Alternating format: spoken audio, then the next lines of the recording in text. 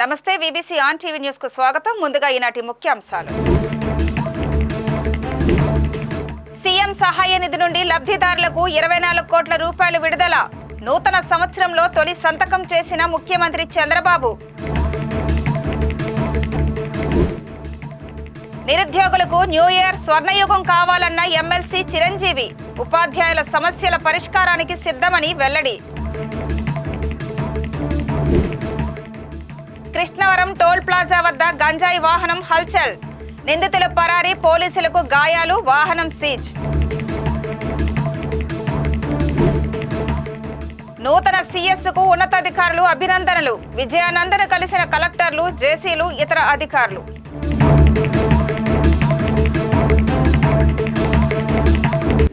ముఖ్యమంత్రి నారా చంద్రబాబు నాయుడు నూతన సంవత్సరం ప్రారంభంలో 24 కోట్ల రూపాయల సీఎంఆర్ఎఫ్ నిధులను విడుదల చేయాలని నిర్ణయించారు. ఈ మేరకు పేదలకు లబ్ధి చేకూర్చే ఈ ఫైల్ పై ఆయన తొలి సంతకం చేశారు. ముఖ్యమంత్రి తీసుకున్న ఈ నిర్ణయం ద్వారా 1600 మంది దరఖాస్తుదారులకు 24 కోట్ల రూపాయల నిధులు విడుదల కానున్నాయి. కాగా చంద్రబాబు గత ఏడాది అధికారం చేపట్టిన నాటి నుండి డిసెంబర్ 31 వరకు 7523 మంది లబ్ధిదారులకు 100 కోట్ల రూపాయలకు పైగా సీఎంఆర్ఎఫ్ నిధులు అందజేసినట్టు అధికార వర్గాలు వెల్లడించాయి. నిరుద్యోగులకు 2025 స్వర్ణయుగం కావాలనేదే కూటమి ప్రభుత్వ లక్ష్యమని ప్రభుత్వ విప్ వేపాడ చిరంజీవిరావు అన్నారు. విశాఖ జిల్లా తెలుగుదేశం పార్టీ కార్యాలయంలో జరిగిన విలేకరుల సమావేశంలో ఆయన పాల్గొన్నారు.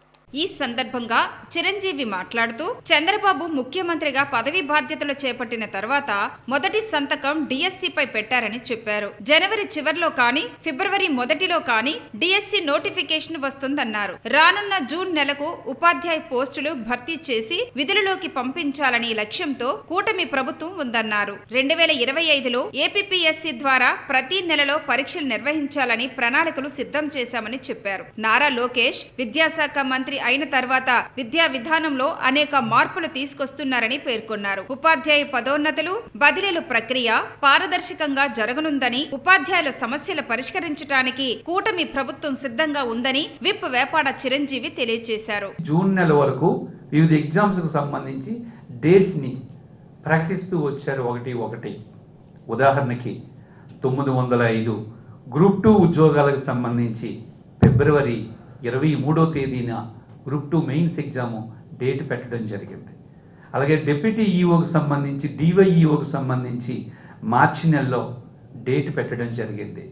ఈ రెండు కాకుండా junior lecturers, degree lecturers group 1 ఎగ్జామ్స్కి సంబంధించి ఏప్రిల్, మే, జూన్ నెల కల్లా ఈ 20 నోటిఫికేషన్లు ఎగ్జామ్స్ పెట్టి పోస్టులు భర్తీ చేయాలనేది ఏపీపీఎస్సీ యొక్క ప్రధాన లక్ష్యం. సుమారు 1600 ఉద్యోగాలకు సంబంధించి ఎగ్జామ్స్ అన్నింటినీ జూన్ కల్లా క్లోజ్ చేయాలనేది ఏబీపీఎస్సీ యొక్క ప్రణాళిక.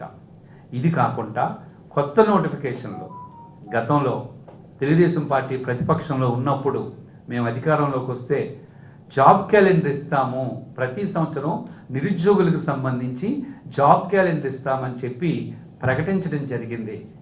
ఆ దిశగా ఇప్పటికే ప్రభుత్వం ఓ ప్రణాళికని సిద్ధం చేసింది. అందులో భాగంగా ఫైనాన్స్ డిపార్ట్మెంట్ నుంచి 16 కేటగిరీలకు సంబంధించి 860 పైగా ఉద్యోగాలు భర్తీ చేయాలని ఫైనాన్స్ డిపార్ట్మెంట్ వారు అనుమతి ఇవ్వడం జరిగింది. అవి 860 పైగా ఖాళీలు ఏపీపీఎస్సీకి చేరడం జరిగింది. ఆ 860లో ముఖ్యమైన ఉద్యోగాలు చూస్తే ఫారెస్ట్ సెక్షన్ ఆఫీసర్లు, ఫారెస్ట్ బీట్ ఆఫీసర్లు, అసిస్టెంట్ బీట్ ఆఫీసర్లు సుమారు 691 ఉద్యోగాలు ఆ ఫారెస్ట్ డిపార్ట్మెంట్లోనే భర్తీ చేయనున్నారు. ఇవి కాకుండా ఎండోన్మెంట్ డిపార్ట్మెంట్లో ఈఓ పోస్టులు, అగ్రికల్చర్ డిపార్ట్మెంట్లో అగ్రికల్చర్ ఆఫీసర్లు, ఫారెస్ట్ హార్టికల్చర్ ఆఫీసర్లు, అట్లాగే అసిస్టెంట్ ఇన్స్పెక్టర్ ఇన్ ఫిషరీస్ డిపార్ట్మెంట్లో అసిస్టెంట్ ఇన్స్పెక్టర్ పోస్టులు, ఇవి కాకుండా డ్రాట్స్మ్యాన్ గ్రేడ్ 2 పోస్టులు, అట్లాగే గ్రౌండ్ వాటర్ డిపార్ట్మెంట్లో టెక్నికల్ అసిస్టెంట్ పోస్టులు, అలాగే మున్సిపల్ అకౌంట్లో జూనియర్ అకౌంట్లు, సీనియర్ అకౌంట్లు మొదలగు 860 పైగా ఉద్యోగాలు భర్తీ చేయమని ఫైనాన్స్ డిపార్ట్మెంట్ వారు క్లియరెన్స్ ఇచ్చేశారు. అది కూడా ఏపీపీఎస్సీ దగ్గర ఉంది. ఈ ఉద్యోగాలకు సంబంధించి ఎప్పుడు ఎగ్జామ్స్ పెడతారనే డౌటు నిరుద్యోగులకి రానున్నది. జనవరి నుంచి జూన్ వరకు పాత నోటిఫికేషన్లకు సంబంధించి డేట్స్ పెట్టడం జరిగింది.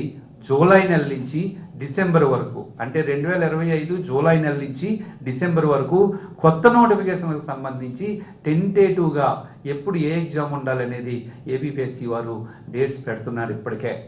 ఇక రాబోయే రోజుల్లో అటు నిరుద్యోగులకి ఇటు అధ్యాపకులకి ఉద్యోగులకి ప్రభుత్వం ఏం చేయబోతుంది అనేది చెప్పాల్సి వస్తే, నిరుద్యోగులకి జాబ్ క్యాలెండర్, ప్రతిపక్షంలో ఉన్నప్పుడు మేము జాబ్ క్యాలెండర్ ఇస్తామని చెప్పాం కాబట్టి ఆ దిశగా ఇప్పటికే ఏపీపీఎస్సీ వారు జిఏడి వారు చర్యలు చేపట్టారు. కాబట్టి తొందరలోనే జాబ్ క్యాలెండర్ కూడా ఇవ్వడానికి సిద్ధంగా ఉంది. కాబట్టి నిరుద్యోగులందరూ ప్రణాళికాబద్ధంగా చదువుకోవాలని, నూతన సంవత్సరంలో వారి జీవితాల్లో వారి కుటుంబంలో నూతన వెలుగులు రావాలని మేము కోరుకుంటున్నాం. అట్లాగే ఉద్యోగుల విషయానికి మేము ముందే చెప్పాం, ఉద్యోగులకి రాష్ట్రంలో ఆర్థిక పరిస్థితి కొంచెం ఇబ్బందికరమైన పరిస్థితుల్లో ఉంది కాబట్టి మాకు కొంత సమయం ఇవ్వండి. కొంత సమయం ఇస్తే మీరు అడిగినట్లుగా డిఏలు కానీ ఐఆర్లు కానీ ఇస్తామని ప్రభుత్వం నిర్దేశించడం జరిగింది. ఇప్పటికీ సుమారు 7 నెలలు టైం అయింది.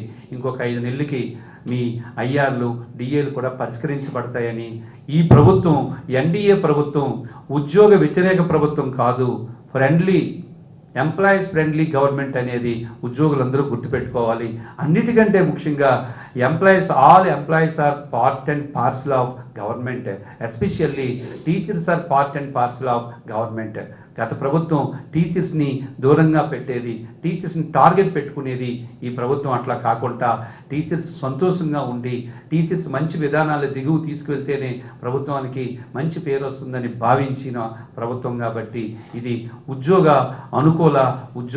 ఫ్రెండ్లీ ప్రభుత్వం అనే విషయాన్ని అందరూ గుర్తుపెట్టుకోవాలని కోరుకుంటూ, మరొక్కసారి ఉద్యోగ మిత్రులందరినీ, విద్యార్థుల్ని, లక్షలాది విద్యార్థుల్ని మేము కోరేది ఏంటంటే, ఈ 2025లో మీ జీవితాల్లో మీరు అనుకున్న కోరికలన్నీ నెరవేరాలని భగవంతుని ప్రార్థిస్తూ సెలవు తీసుకుంటున్నాను. Thank you very much. రాష్ట్ర ప్రభుత్వ నూతన ప్రధాన దర్శిగా నియమితులైన కె విజయానందను పలువురు అధికారులు, వివిధ జిల్లాల కలెక్టర్లు, సచివాలయంలోని వివిధ విభాగాల అధిపతులు మర్యాద పూర్వకంగా కలిసి అభినందనలు తెలియజేశారు. డీజీపీ ద్వారకా తిరుమలరావు, ప్రత్యేక ప్రధాన కార్యదర్శులు టి కృష్ణబాబు, ముఖ్య కార్యదర్శులు ముఖేష్ కుమార్ మీనా, కాంతిలాల్ దండే, జయలక్ష్మి సునీత, శశిభూషణ్ కుమార్, కార్యదర్శులు, జేసీలు, సచివాలయ ఉద్యోగులు, AP revenue services, AP NGO తదితర ఉద్యోగ సంఘాలు ప్రతినిధులు సిఎస్ ను కలిసి పుష్పగుచ్చాలు అందించి అభినందించారు. కెర్లంపూడి మండలం కృష్ణవరం టోల్ ప్లాజా జాతీయ రహదారిపై పోలీసులు వాహనాలు తనిఖీ చేస్తుండగా గంజాయి తరలిస్తున్న కొందరు వ్యక్తులు వాహనంతో గేటును ఢీకొట్టి హల్చల్ చేశారు. కెర్లంపూడి ఎస్ఐ జి సతీష్ సిబ్బందితో కలిసి జాతీయ రహదారిపై వాహనాలు తనిఖీ చేస్తుండగా రాత్రి సుమారు 1:30 సమయంలో విశాఖ వైపు నుండి రాజమండ్రి వెళ్తున్న కారును ఆపారు. వాహనాన్ని నిలిపేందుకు రోడ్డు పక్కకు తీసుకెళ్తున్నట్టు చేస్తూ డ్రైవర్ ఒక్కసారిగా వాహనాన్ని ముందుకు పోనిచ్చాడు. దీంతో వాహనం ఎదురుగా ఉన్న 2 కానిస్టేబుల్ ను ఢీకొని దూసుకుపోవడంతో ఆ ఇద్దరికి గాయాలయ్యాయి. వీరిలో ఒక కానిస్టేబుల్ ని ప్రైవేట్ హాస్పిటల్లో చికిత్స పొందుతున్నారు. కాగా పరారైన ఉత్తరప్రదేశ్ కి చెందిన కారును రాజనగరం సమీపంలో కెనాల్ రోడ్లో వదిలేగా పోలీసులు స్వాధీనం చేసుకున్నట్టు తెలుస్తోంది. తిరుమల శ్రీవారి దర్శనం కోసం పలువురు ప్రముఖులు తిరుమల సందర్శించారు. జమ్మూ కాశ్మీర్ గవర్నర్ మనోజ్ సిన్హా, కేంద్ర టూరిజం శాఖ సహాయ మంత్రి Gajendra Singh Shekhawat, Telangana deputy CM Mallu Bhatti Vikramarka, Nellore MP Vemireddy Prabhakar Reddy, MLA Vemireddy Prashant Reddy తదితర ప్రముఖులు శ్రీవారి ఆలయాన్ని సందర్శించారు. వీరికి ఆలయ అధికారులు స్వాగతం పలికి దర్శన ఏర్పాట్లు చేయించారు. దర్శనం అనంతరం రంగనాయక మండపంలో ఆలయ పండితులు వీరికి వేదాశీర్వచనం చేయగా ఆలయ అధికారులు తీర్థ ప్రసాదాలు అందజేశారు. Today is the first day of the English calendar and beginning of year 2025. We have prayed in the feet of Lord Balaji for very good health, prosperity for everyone across India. And since our country is undergoing era of transformation and the Amrit Kal has already begun with, so let us all pledge ourselves to make our nation developed nation. Simultaneously, in this year, the Purna Kumbh at Prayagraj is going to happen. It is going to start on 14th of January. and for next 1.5 months from 14th of January, it is going to be the world's largest human commemoration, where we are expecting that 45 crore devotees will come, and that is going to be a point where a person can go and have a Virat Roop Darshan of Bharat, where all the Indians from all across the India, from all the corners and parts of the country, will come to have a holy dip in Mother Gangesh. I request and urge upon all the devotees of Lord Balaji who have gathered here and who listens to you through your channels. I request them to come and witness the festival of Kumbh, which is the largest festival of the world, where we can witness the vibrant and diverse culture of our country. Balaji, that since last 4 years I am able to come here on New Year. I pray to Govinda, let us bless us all, and so that the country may rise to the height, and peace, prosperity and development of India may go to a next height. Thank you. Vijayawada సమీపంలోని Gannavaram airport పరిసర ప్రాంతాల్లో దట్టమైన పొగమంచు కమ్ముకుంది. దీంతో విమానాశ్రయంలో కనుచూపు మేరలో పొగమంచు తప్ప ఏమీ కనబడని పరిస్థితి నెలకొంది. పొగమంచు కారణంగా విమానాలు ల్యాండింగ్ కు అంతరాయం ఏర్పడింది. దీంతో గన్నవరం రావాల్సిన హైదరాబాద్, బెంగళూరు, విశాఖపట్నం, ఢిల్లీ విమానాలు ఆలస్యమయ్యాయి. విమానాలు ఆలస్యంతో ప్రయాణికులు తీవ్ర ఇబ్బందులకు గురవుతున్నారు. తిరుపతి జిల్లా చంద్రగిరి మండలం కొత్త సానంభట్లలో జల్లికట్టు సంబరాలు ఘనంగా మొదలయ్యాయి. గ్రామస్తులు తమ పశువులను అందంగా అలంకరించి పోటీ బరిలోకి దింపారు. జల్లికట్టు సంబరాలు చూడడానికి తమిళనాడు, కర్ణాటక రాష్ట్రాల నుంచి ప్రజలు భారీ సంఖ్యలో వచ్చారు. పరుగులు పెట్టే పశువులను నిలువరించే వాటి కొమ్ములకు కట్టిన పలకలను చేజిక్కించుకునేందుకు యువకులు పోటీ పడ్డారు. పశువుల కొమ్ములకు రాజకీయ నాయకులు, సినీ హీరోల ఫోటోలతో పాటు బహుమతులను పలకలకు కట్టి జల్లికట్టులోకి యజమానులు వదిలారు. పశువులను లొంగదీసుకునే ప్రయత్నంలో యువకుల మధ్య పోటీ నెలకొంది. గ్రూపులుగా విడిపోయి జల్లికట్టులో పలు గ్రామాల యువకులు పాల్గొన్నారు. కాగా ఈ పోటీల్లో నలుగురికి తీవ్రంగా గాయాలయ్యాయి. మరో 10 మంది గాయపడ్డారు. ఒకరి పరిస్థితి విషమంగా ఉంది. మరోవైపు జల్లికట్టుకు అనుమతి లేదని పోలీసులు వార్నింగ్ ఇచ్చారు. కానీ పోలీసుల హెచ్చరికలను లెక్క చేయకుండా జల్లికట్టుని నిర్వహించారు.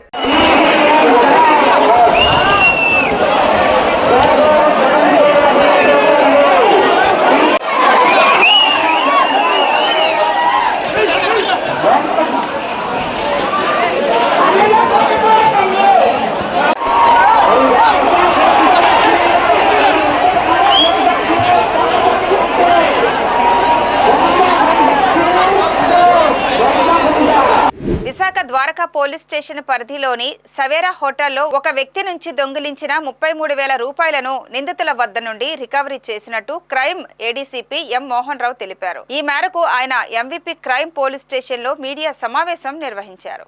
ఈ సందర్భంగా మోహన్ రావు మాట్లాడుతూ విశాఖ జగదంబ జంక్షన్ ప్రాంతానికి చెందిన ఒక వ్యక్తి ద్వారకా నగర్ సవేరా హోటల్లో డిసెంబర్ 27న దిగారని తెలిపారు. T Vishwat Surya, N Balaraju, S Vamshi, P Balaraju, D Ganesh, S మణికంఠలు ఆ వ్యక్తి మీద దాడి చేసి ఫోన్ బలవంతంగా లాక్కున్నారని చెప్పారు. ఆ ఫోన్ నుండి గూగుల్ పే ద్వారా ఏటీఎం కార్డు ద్వారా 33,000 రూపాయలు కాజేశారని చెప్పారు. ద్వారకా క్రైమ్ పోలీసులు చాకచక్యంగా వ్యవహరించి నిందితులను పట్టుకొని అరెస్టు చేసి రిమాండ్కు తరలించినట్టు తెలియజేశారు. ద్వారకా పోలీస్ స్టేషన్కి కంప్లైంట్ పోలీస్ చేస్తే దాని మీద ద్వారకా పోలీస్ స్టేషన్ వారు, మా పోలీసు వారు crime number 207/2024 under section 320 class 2 BNS act ద్వారా పోలీస్ స్టేషన్లో కేసు నమోదు చేసి దర్యాప్తు చేశారు. కంప్లైంట్ యొక్క ఫిర్యాదు మేరకు గౌరవనీయులైన డాక్టర్ శంకభద్ర బాగ్జీ ఐపీఎస్ గారు, విశాఖపట్నం సిటీ పోలీస్ కమిషనర్ గారు, అలాగే శ్రీమతి కె లతామాధురి డీసీపీ క్రైమ్స్ గారు, అలాగే వారి ఆదేశాల మేరకు ఏ వెంకట్రావు గారి ఆధ్వర్యంలో వారి సూచనల మేరకు V Chakradharrao inspector of police, Dwaraka sub division crime మరియు అలాగే ఎస్ఐ గారు S Raju sub inspector of police ద్వారా Dwaraka police station crime police station వారి బృందం దర్యాప్తు అందు భాగంగా పైన తెలబడిన నేరస్తుల యొక్క సమగ్ర సమాచారం సేకరించి 29/12/2024 తేదీన మధ్యాహ్నం 3 గంటలకు విశాఖపట్నం సిటీ ఎంవిపి సెక్టార్ 11 వద్ద ఈ కేసు నందు పైన పేర్కొన్న ముద్దాయిలను చాకచక్యంగా అదుపులోకి తీసుకొని వారి యొక్క వాంగ్మూలం మేరకు వారి ఫిర్యాదుదారు నుండి బలవంతంగా చేసుకొనిన 33,000 రూపాయలు, 1 ATM కార్డు మరియు ముద్దాయి యొక్క 6 సెల్ ఫోన్లను సీజ్ చేసి రికవరీ చేసిన తర్వాత ముద్దాయిలను రిమాండ్కు పంపడమైంది. ఈ కేసును అతి త్వరలో ఛేదించడంలో పనిచేసిన పోలీసు అధికారులను మరియు సిబ్బందిని విశాఖపట్నం సిటీ పోలీస్ కమిషనర్ గారు శ్రీ శంకబ్రత బాగ్జీ ఐపీఎస్ గారు అభినందించారు. Thank you very much. Gandepalli మండలం మురారి వద్ద 16వ నెంబర్ జాతీయ రహదారిపై జరిగిన రోడ్డు ప్రమాదంలో 2 మృతి చెందారు. రాజమండ్రి దగ్గరలోని మోరంపూడికి చెందిన 2 వ్యక్తులు జగ్గంపేట నుండి రాజమండ్రి వైపు బైక్ పై వెళుతుండగా మురారి గ్రామం వద్ద డివైడర్ ను బండి ఢీకొట్టింది. దీంతో లింగం నవీన్ చంద్ అనే వ్యక్తి అక్కడికక్కడే మృతి చెందగా లింగం సంతోష్ కుమార్ జిఎస్ఎల్ హాస్పిటల్లో చికిత్స పొందుతూ మృతి చెందారు. గండేపల్లి పోలీసులు కేసు నమోదు చేసి దర్యాప్తు చేస్తున్నారు. సాటి మానవుల్లోనే పరమాత్మను చూసుకోవాలని బ్రహ్మకుమారిస్ సంస్థ ప్రతినిధి రామేశ్వరి సూచించారు. విశాఖ హెచ్పి కాలనీలోని సంస్థ కార్యాలయంలో జరిగిన కార్యక్రమంలో ఆమె పాల్గొని సందేశం వినిపించారు. నూతన సంవత్సరంలో అందరికీ మంచి జరగాలని ఆకాంక్షించారు. ఈ సందర్భంగా ఆమె మాట్లాడుతూ తోటి మానవులను ప్రేమించాలని, పరనింద పాపమని పేర్కొన్నారు. మంచి చెడుల మధ్య జరిగే పోరాటంలో మంచికే విజయం దక్కుతుందని అన్నారు. సమాజంలో ప్రస్తుతం అనేక విధాలుగా కాలుష్యం పెరిగిపోతుందని ఆందోళన వ్యక్తం చేశారు. మానవులంతా విశ్వ మానవ సౌభ్రాతృత్వంతో మెలగాలని ఆమె సూచించారు. ఈ కార్యక్రమంలో బ్రహ్మకుమారిస్ సంస్థ సభ్యులు, భక్తులు పాల్గొన్నారు. మంచి చెడు రెండు పోరాడుకున్నప్పుడే మంచికి విజయం కలగడానికి అవకాశం వస్తుంది. అంచేత ఇప్పుడున్నటువంటి సమయంలో మనం బయటికి వెళితే చాలు విద్యారంగం, వైద్యరంగం, భక్తి విద్యారంగం అన్ని రంగాల్లో కూడా మనం చూస్తున్నాము. రకరకాల ప్రదూషణాలు, కల్మషాలు ఉంటున్నాయి. అయితే మనిషి తాను ఒక్కడే బాగుపడాలనేటువంటి పూర్తి స్వార్థ భావనకి చరమాంకానికి చేరుకున్నాడు. ఈరోజు నా కూడా ఉండేవాళ్ళు కూడా ఆరోగ్యంగా ఉండాలి, నా చుట్టూ ఉండేవాళ్ళు కూడా వాళ్ళు కూడా సుఖశాంతులతో ఉండాలి. ఆ విశ్వంలో ఉన్నటువంటి సుఖశాంతుల యొక్క అందరి సుఖశాంతులు నా జీవితంలో కూడా నాకు సుఖాన్ని, శాంతిని ఇస్తాయని మనిషి మర్చిపోతున్నాడు. కాబట్టి ఈ భూమి మరుభూమిగా మారకుండా, మారణ హోమం జరగకుండా మానవులందరూ కూడా విశ్వమానవ సౌభ్రాతృత్వాన్ని పెంచుకోవడానికి ఈ 2025లో ప్రతి ఒక్కరూ కూడా దృఢ సంకల్పం చేసుకోవాలి. ప్రతి ఒక్కరిని వాళ్ళు ఏ మతం వాళ్ళైనా, ఏ ధర్మం వాళ్ళైనా, ఏ భాష వాళ్ళైనా, ఏ ప్రాంతం వాళ్ళైనా వాళ్ళందరినీ ఇక్కడ గౌరవించి, మన్నించి వాళ్ళ లోపల ఉన్నటువంటి మంచితనాన్ని మనం గ్రహించి, వాళ్ళ లోపల గొప్పతనాన్ని కూడా గ్రహించి, అలా ఒకరి గొప్పతనం ఒకరు గ్రహించినప్పుడు అందరూ గొప్పవారు అవుతారు, అందరూ మహానుభావులు అవుతారు. అలాగే మీడియా సోదరులు కూడా ఎప్పటి నుంచో మనకి అనేక రకాలుగా మనం చూస్తున్నాము. వాళ్ళు ఎన్నో రిస్క్ తీసుకుని ఎన్నో రకాలుగా ఈరోజు వార్తలు అందించడంలో నిమగ్నం, రోజంతా సమయాన్ని వెచ్చిస్తారు. 1 గంట, ఒక రాత్రి కాదు, రాత్రనగా పగలనగా పరిగెడుతూ ఉంటారు. ముఖ్యంగా మీడియా వింగ్ కనెక్ట్ అయి ఉన్నాం బ్రహ్మకుమారిస్ వైజాగ్లో. మన మీడియా సోదరులు, print media, electronic media and social media, మరి అందరూ కూడా వాళ్ళు ఎంతో శ్రమపడి, ఇందులో నకిలీలు, ఇందులో అసలాలు అంటూ లేదు, ప్రతి ఒక్కరూ కూడా చాలా శ్రమపడి వార్తలు అందిస్తున్నారు. ఈరోజు ప్రభుత్వం వాళ్ళు కూడా ఏం చెప్తున్నారంటే, ఒక్కొక్కసారి ఆ దుర్ఘటన జరిగే సమయంలో ఎవరైనా ఉండొచ్చు, లేకపోవచ్చు. ఆ సమయంలో ప్రజలు ఏమవుతున్నారు, వార్తలు ఇచ్చేవారిగా అవుతున్నారు. కాబట్టి ప్రతి ఒక్కరూ కూడా మనం అందరినీ కూడా ఉత్సాహపరచాలి. వాళ్ళ ధర్మంలో, వాళ్ళ వృత్తిలో అందరూ కూడా ముందుకు రావాలని, చేతనైనంత మనం అందరం కూడా సహాయం చేసి వాళ్ళల్లో కూడా లోటుపాట్లు ఏమైనా ఉన్నట్లయితే వాళ్ళని భర్తీ చేయడానికి మనం ఒక చేత్తో తింటూ ఇంకొక చేత్తో పంచిపెట్టే విధంగా అందరికీ కూడా కడుపు నిండా సంతోషంగా ఉండాలనేటువంటి ఈ లక్ష్యాన్ని నేను ఈరోజు సంకల్పం చేశాము. ఈరోజు భోగి పెట్టినప్పుడు మా మీడియా సోదరులందరికీ కూడా వాళ్ళ పరివారానికి, వాళ్ళ పిల్లలకు, వాళ్ళ కుటుంబాలందరికీ కూడా సుఖ సంతోషాలతో ఉండాలని, ఆర్థిక ఇబ్బందులు, అలాగే సామాజిక ఇబ్బందులు, అలాగే రాజకీయ ఇబ్బందులు, ఇలాంటి ఏ ఇబ్బందుల్లో సరే మీరు అధిగమించి ఎంతో పగలు రాత్రి శ్రమపడి చేస్తారు కాబట్టి మీకు ఆయుష్, ఆరోగ్యము, ఐశ్వర్యాలు, గుణగణాలతో, సిరి సంపదలతో, సుఖశాంతులతో, సత్యాన్ని బయటకు తీసుకురావడంలో, సత్యాన్ని అందరికీ తెలియచేయడంలో, మన సత్యమైనటువంటి ధర్మాన్ని స్థాపన చేయడంలో భగవంతుడికి మీడియా వారి యొక్క పాత్ర, భగవంతుడి యొక్క కర్తవ్యంలో మీడియా వారి యొక్క పాత్ర ఎంతైనా ఉందని మరీ నేను ఒక్కానించి మరీ తెలియజేస్తున్నాను. ఈరోజు మీ అందరికీ కూడా భగవంతుడి ఇంట్లో శుభాహ్వానం పలుకుతూ వంశాలు. టీటీడీ మాజీ చైర్మన్ పొప్పల చలపతిరావు జన్మదిన వేడుకలు ఆదివాసీల మధ్య ఘనంగా జరిగాయి. అనకాపల్లి జిల్లా చోడవరంలోని టీచర్స్ కాలనీలో ఆర్క్ స్వచ్ఛంద సేవా సంస్థ ఆధ్వర్యంలో జరిగిన ఈ వేడుకల్లో పలువురు ప్రముఖులు పాల్గొని ఆయనకు జన్మదిన శుభాకాంక్షలు తెలియజేశారు. ఆయనకు శాలువా కప్పి పూలదండలు వేసి పుష్పగుచ్చాలు అందజేసి ఘనంగా సత్కరించారు. ప్రతి సంవత్సరం తన యొక్క పుట్టినరోజు వేడుకలు ఆర్క్ సంస్థ నిర్వహించడం జరుగుతుందన్నారు. ఆదివాసీల మధ్య పుట్టినరోజు జరుపుకోవడం ఆనందం కలిగించిందని చెప్పారు. ఈ కార్యక్రమంలో ఆర్క్ సంస్థ ప్రతినిధి ప్రసాద్, దేవుడు, ఆదివాసీలు పాల్గొన్నారు.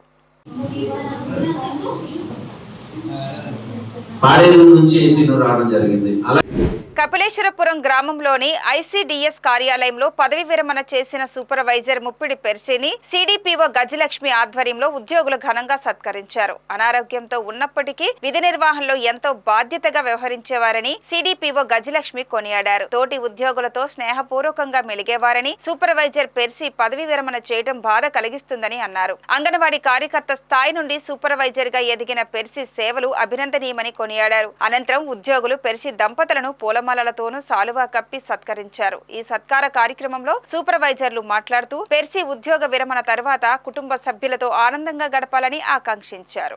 అట్లా రాయవరం మనకి పంటపేట ప్రాజెక్టులకు నిర్జయాక ఆ మండలంలో పనిచేస్తున్న పెర్సి గారు, ఆ మండలంలో ముగ్గురు సూపర్వైజర్స్ కూడా ఇక్కడికి రావడం జరిగింది. అట్లాగే పెర్సి గారితో నాకు 1.5 years సుమారుగా కలిసి పనిచేసిన అనుభవం ఉందండి. ఆమె అయితే కమిట్మెంట్తోనే వర్క్ చేసుకుంటారు. కాకపోతే కొంచెం ఆరోగ్యపరమైన సమస్యల వల్ల ప్రాజెక్టుకి వచ్చాక ఇబ్బంది పడ్డారు. ఫస్ట్ ఒక 6 months బాగానే ఉన్నారు. నిజంగా చెప్పాలంటే ఆవిడకి నా దృష్టి తగిలిందేమో అనిపిస్తుంది. ఒకసారి చాలాసార్లు నేనే అనేదాన్ని, పెర్సి గారు బాగానే మీరు డ్రైవ్ చేసుకొచ్చేస్తారు ఈ ఏజ్లో చక్కగా.